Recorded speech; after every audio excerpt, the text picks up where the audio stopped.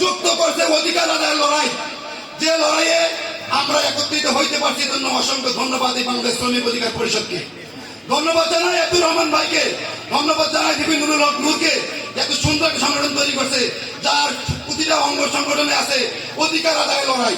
কারণ মানুষ অধিকার থেকে বঞ্চিত, অধিকার আদায়ের লড়াইয়ে একত্রিত হওয়ার টাকা পায় না, সেই টাকাটা করে দেওয়ার জন্য গণ অধিকার পরিষদের সকল উইংস যেভাবে কাজ করে যাচ্ছে এটা অবশ্যই প্রশংসনীয়।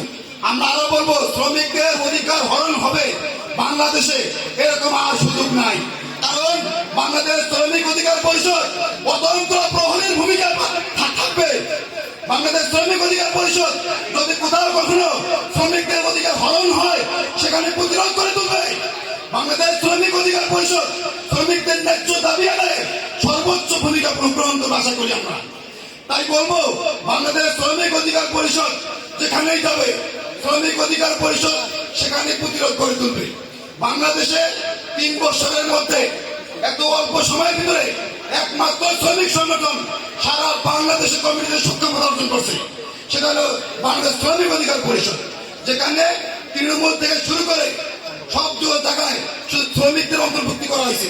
আপনারা খেয়াল করবেন, কোন সংগঠনে শ্রমিকদের কিন্তু অন্তর্ভুক্তি করা হয় না, বলা হয় শ্রমিকদের সংগঠন, কিন্তু শ্রমিকদের কোনো অন্তর্ভুক্তি নাই। একমাত্র সংগঠন বাংলাদেশ শ্রমিক অধিকার পরিষদ, যেখানে সর্বস্তরে শ্রমিকদের অন্তর্ভুক্তি করা হয়েছে। এজন্য আমরা অবশ্যই এটাকে সাধুবাদ জানাইব। এই বলে আমি অফিসে আসসালামু আলাইকুম।